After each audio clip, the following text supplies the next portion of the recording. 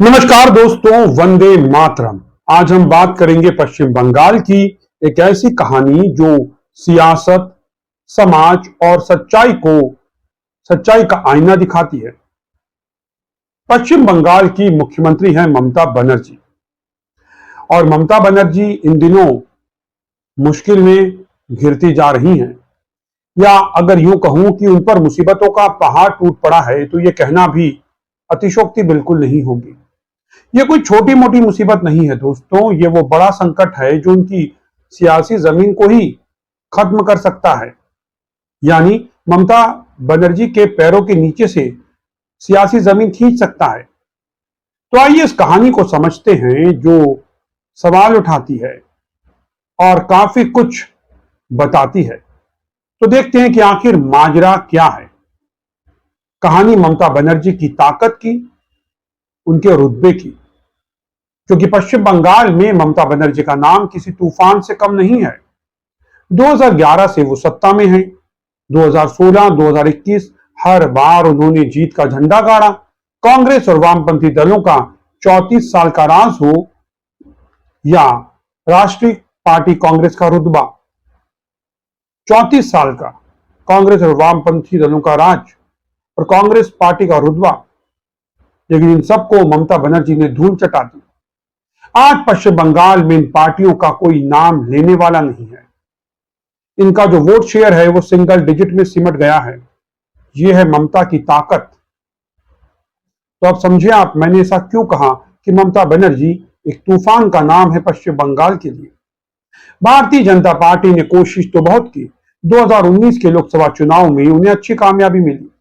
2021 के विधानसभा चुनाव में भी कुछ सीटें आई, लेकिन बीजेपी कार्यकर्ताओं के साथ जो हिंसा हुई और पार्टी नेतृत्व ने जिस तरह अपने कार्यकर्ताओं को अकेला छोड़ दिया, उसने बीजेपी को यहां बड़ा नुकसान पहुंचाया। ममता बनर्जी हर बार ताकतवर होकर उभरी। उन्हें रोकने की जितनी कोशिश हुई वो उतनी ही ताकतवर बनती गई। लेकिन अब एक नई मुसीबत ममता बनर्जी के सामने खड़ी हो गई है। अब ये मुसीबत क्या है और क्या ये सचमुच उनकी सियासी नींव को हिला सकती है? इस मुसीबत का नाम है ऑपरेशन सिंदूर और घुसपैठ का मुद्दा। इस बार का संकट अलग है। यह संकट ममता बनर्जी के उस आधार को चुनौती दे रहा है जिस पर उनकी सियासत टिकी है। बात हो रही है बांग्लादेशी और रोहिंग्या घुसपैठियों की। जी हां, वो लोग जो अवैध रूप से भारत में रह रहे हैं और जिनके नाम वोटर लिस्ट में शामिल हैं। पहले ममता बनर्जी खुद संसद में खड़े होकर कहती थी कि बांग्लादेशी घुसपैठियों को देश से निकाला जाए, लेकिन जब वो सत्ता में आई तो यही घुसपैठिए उनके कोर वोट बैंक बन गए। ये वो वोटर हैं जिन पर ममता को पूरा भरोसा है।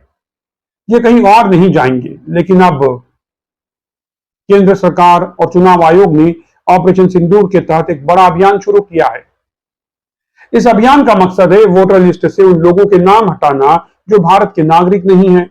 बिहार में यह अभियान जोरों पर है। वहां 51 से 56 लाख तक फर्जी वोटरों के नाम हटाए जा सकते हैं। और अब यह अभियान पश्चिम बंगाल की तरफ बढ़ रहा है।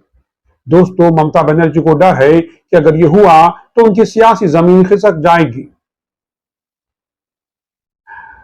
तो अब क्या करेंगी ममता बनर्जी? ममता बनर्जी ने अब एक नया मुद्दा उठाया है। वो कह रही है कि बंगला भाषा बोलने वालों पर अत्याचार हो रहा है। उन्होंने इसे भाषा आतंकवाद का नाम दिया। एक कार्यक्रम में उन्होंने बंगला फिल्मी कलाकारों से कहा, आवाज उठाइए, कहिए कि बंगला बोलने वालों को सताया जा रहा है। लेकिन सवाल यह है कि क्या यह सचमुच भाषा का मसला है? हरियाणा, राजस्थान जैसे राज्यों से पश्चिम बंगाल पुलिस को सवाल आ रहे हैं। पूछा जा रहा है कि फला व्यक्ति जो कहता है कि वो मालदा या मुर्शिदाबाद का है, क्या वो सचमुच वहीं का है? सिर्फ बांग्ला बोलने से तो कोई भारतीय नहीं हो जाता, क्योंकि बांग्लादेश में भी तो बांग्ला बोली जाती है। तो क्या सारे बांग्लादेशियों को भारतीय मान लिया जाएगा? ममता का यह दांव थोड़ा कमजोर है, क्योंकि लोग जानते हैं कि असल मुद्दा घुसपैठ है, ना कि भाषा। पश्चिम बंगाल के लोग देख रहे हैं कि इन घुसपैठियों की वजह से उनके रोजगार छिन रहे हैं, उनकी सुविधाएं प्रभावित हो रही हैं, और ये सब उनके टैक्स के पैसों पर हो रहा है। दोस्तों, तमिलनाडु की घटना का जिक्र भी मैं यहां करना चाहूंगा जिस पर ममता बनर्जी की चुप्पी पर सवाल उठ रहे हैं। एक ताजा घटना सुनिए। तमिलनाडु के तिरुवल्लूर में 4 मजदूरों पर हमला हुआ। उनके नाम थे सुजान शेख, मिलन शेख, साहिल शेख और बाबू शेख। ये पश्चिम बंगाल से गए थे और स्थानीय लोगों ने उन पर शक किया कि वो बांग्लादेशी हैं। उनकी पिटाई हुई और उनकी कंस्ट्रक्शन कंपनी ने उन्हें हटा दिया। वो अब मुर्शिदाबाद लौट आए। खास बात यह है कि तमिलनाडु में बीजेपी की सरकार नहीं है, फिर भी ममता बनर्जी ने तमिलनाडु सरकार के खिलाफ एक शब्द नहीं बोला। क्यों? क्योंकि वो जानती हैं कि ये सवाल अब हर राज्य में उठेगा। स्पेशल इंटेंसिव रिवीजन SIR जैसे ही पूरे देश में शुरू होगा, ऐसी खबरें आने लगेगी और इनकी बाढ़ आ जाएगी। ममता बीजेपी शासित राज्यों पर तो हमला कर सकती हैं, लेकिन गैर बीजेपी राज्यों का क्या? और अपने पश्चिम बंगाल में वो इस अभियान को कैसे रोकेंगे? ये एक संवैधानिक प्रक्रिया है जिसे चुनाव आयोग चला रहा है।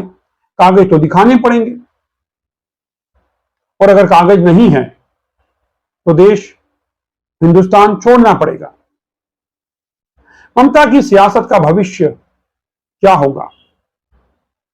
दोस्तों, ममता बनर्जी के सामने सबसे बड़ा संकट यही है कि अगर वोटर लिस्ट से फर्जी नाम हट गए तो जो लोग इस दुनिया में नहीं हैं, जो पश्चिम बंगाल छोड़कर जा चुके हैं या जो घुसपैठिए हैं, उनके नाम हट गए तो फिर तृणमूल कांग्रेस के लिए तो मुसीबत खड़ी हो सकती है।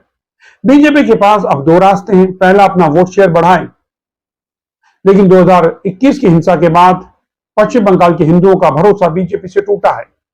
बीजेपी ने उनके लिए कुछ खास किया ही नहीं।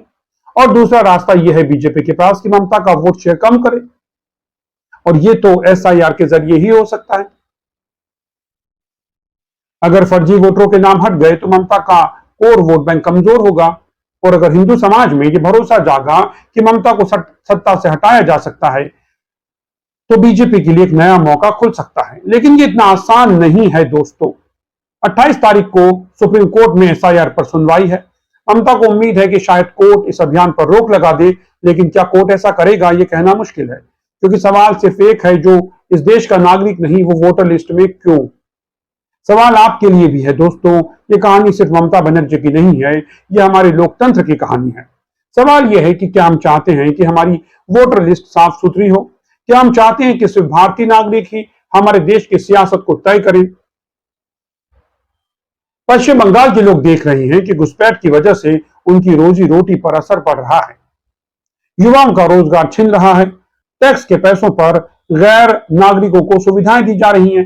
क्या ये ठीक है? और ममता बनर्जी से भी सवाल है, अगर कोई गलती नहीं है तो कागज दिखाने में दिक्कत क्या है?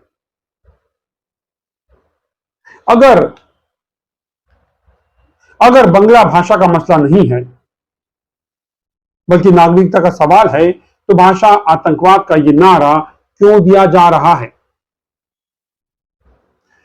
तो दोस्तों, ये मुसीबत का पहाड़ ममता बनर्जी के लिए बहुत बड़ा है, लेकिन ये सिर्फ उनकी कहानी नहीं है, ये हर उस भारतीय की कहानी है जो ये चाहता है कि उसका वोट उसका हक है और सिर्फ उसी के पास रहे।